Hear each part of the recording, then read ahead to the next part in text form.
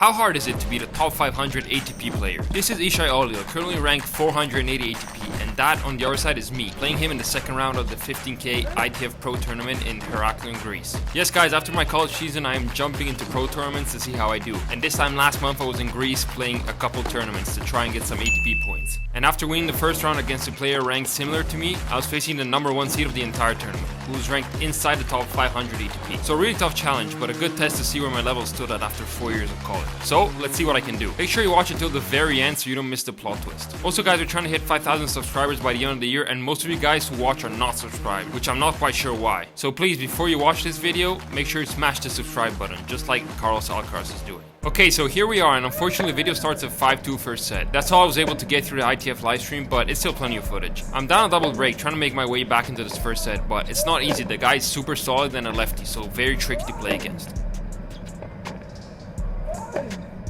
I hit a big forehand here though and earn a triple break point. He's not the kind of player that's too aggressive and hits big winners. He's more the solid player that does not give anything for free and moves you around but kind of lets you rally. He's a bit more aggressive at this point though and hits the forehand winner. He wins the next point too, so it's 30-40. But I don't want to give this last break chance away too easily, so I try to be the first one who's aggressive here. And here, yeah, I just get the wrong side, and for some reason I didn't expect the lob, so I'm forced to go back and start over. Yeah, not ideal, but I decided to try and give it one last shot to close it and hit this huge winner. So it's a good break, but obviously only a small step because now I needed to hold and then break again if I wanted to make it worth it. I went down 5-2 because I was rushing a little bit and missing too much, and at this time I was definitely more in rhythm and getting more an idea of how I had to play. Opening the court up was really important, but one thing I did not understand was that I had to come to the net much more. Like right now he's literally on the back fence and I could hit any shot hard to a corner and close with the volley the next shot, but instead for some odd reason I'm staying back. And of course, eventually I miss. Even if I was staying back though, it was important to maintain control of the point, because otherwise if I started running around side to side, it would have been more of an issue. He was good at playing with angles though. He'll play very deep sometimes and then will also go short angle or high with the forehand, which was all a way to take rhythm away and make you miss. See, here again I should have been to the net already, but I'm forced to basically start over and hit bigger and bigger.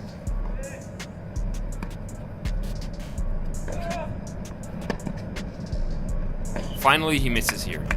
Also, you probably noticed by now that I'm able to hit normal backhands here, and yes, in fact I took basically all summer off to heal and do therapy, as I explained in my what happened to my backhand video, which by the way you need to check out.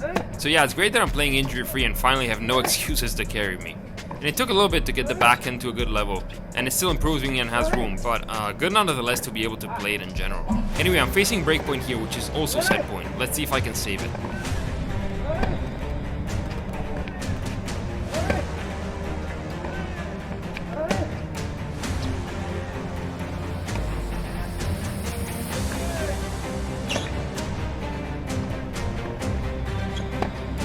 Another forced error there, and then a great serve to go up in the game. And I need to keep applying pressure to get some errors out of him.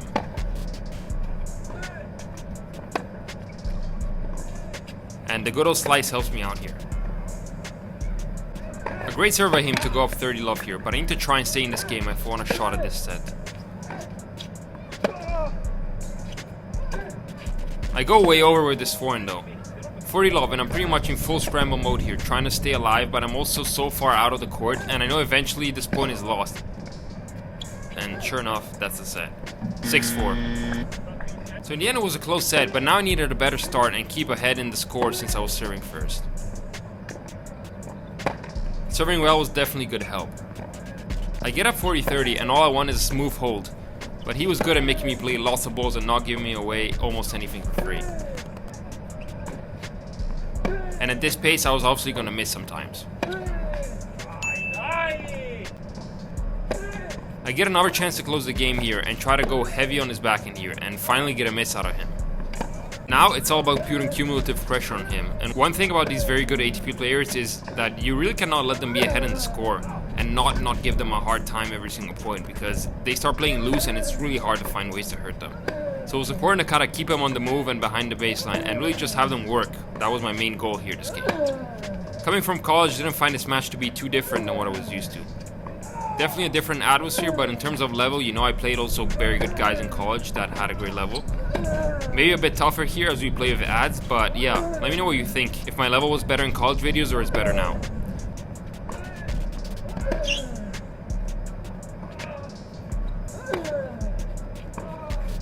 Obviously I can play a backhand here which completes my game, but as of right now I couldn't really hurt him with it. But I can hurt him by pushing him out with this backhand cross and then loading this inside-in weapon like you see me do over and over. Breakpoint chance.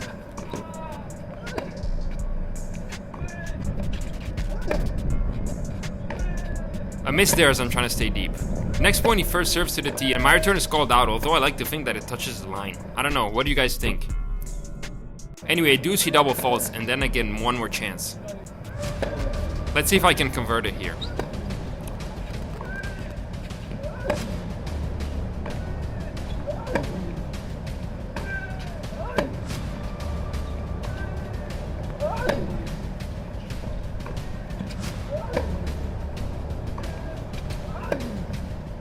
Another miss here, I go for a bit too much, but you know, the game wasn't over. It was really important to stay in it to keep putting pressure, just to give him some score pressure as well and show him that it was not going to be easy.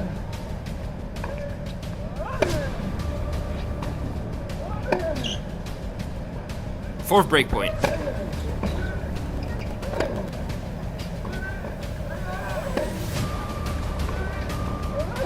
He's been very solid on all the break points and I've missed a bit too much, but here again he stays deep until I miss. Now it's game point for him and most points were pretty similar, you know. I was trying to take control of the rally as early as possible to move him and force an error, but again, as I said, I think the missing piece on my side was that I wasn't going forwards enough to the net, which led me sometimes to keep hitting harder and harder from the back until an error. In fact, I miss here and get pretty mad.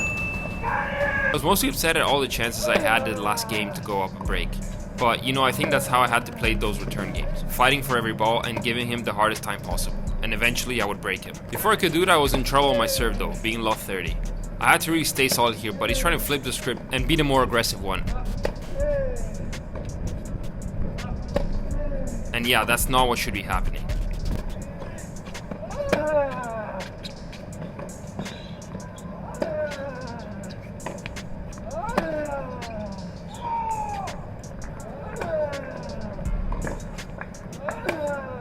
Just wide, so first breakpoint saved, but the road is still tough to get the deuce.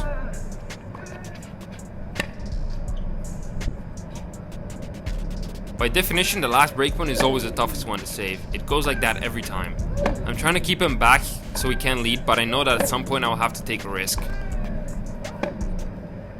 I don't think he would miss 3 times in a row, and sure enough, I pull out this winner. It's also a bit windy if you couldn't tell, that's why many times we're kind of correcting our shots and not super clean.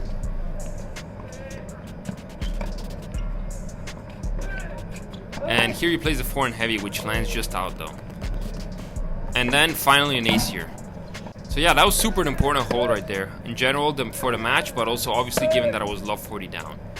And here, you know, I'm trying to use some of that momentum to start off the game aggressively, but I play a horrible drop shot and then I'm forced to deal with the consequences of it. We get to 30 all that game though.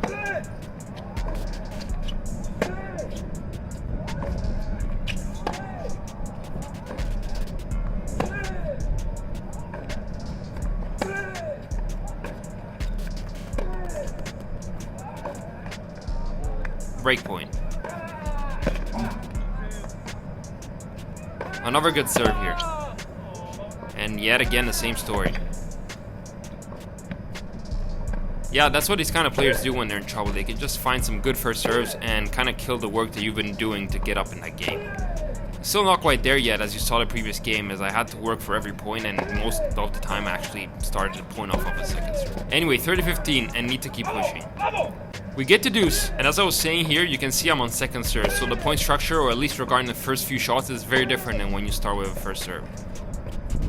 He traps me into my backhand side with the lefty forehand, and I'm just a bit too late on this last one. First serve does come out on the rescue here though. And then I get the game point, and I'm able to get a 1-2 punch that's been unfortunately too rare this match. The massive part about holding the set, as I said in the beginning, was that I could be 1 game ahead, so that he at least always had to catch up with me. And trust me, that does put cumulative pressure over your opponent eventually, and that's why you might get those cracks and errors that you want. Unfortunately, I lose that game despite that well played point, so I have to shift focus on my serve again now. I surprised him with a down the line and really should have followed that to the net. I'm always hesitant, but it's something I really need to work on because it causes me to just have to restart the point. And here I do decide to go and obviously lose it when I miss. It's just that I could finish so many points in the net, but when I start the match not going a lot, it's like I'm stuck there for the rest of the match. Anyway, we're 30-all now. Big point in the heart of the second set. I played his heavy backhand to push him back and then accelerated the point. And finally, I played a point how I should have played all of them. Very satisfying. Nice. Anyway, there's no time to celebrate after that because I need to close this game out now. He gives in with the forehand on the run. I think the same way I could have won more points if I went to the net more, he could have won more being more aggressive, as he does here. And ace at 4 love seals the game. Now, I mean, there's no other way to say it. This is the game of truth. This is usually when the pros you see on TV make the difference and get that one break that is enough to beat a lower ranked player. So we're gonna have to play this game very, very well. I'm running side to side though here, and I can't reach this one. 15-all.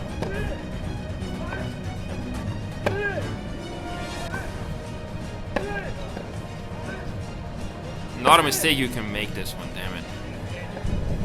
At this stage, every point is crucial and you cannot waste anymore or take stupid risks in the wrong moment.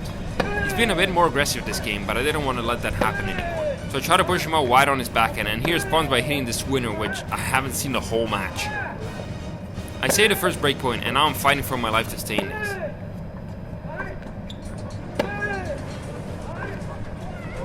He plays the same backhand as before, but misses this one wide. Deuce.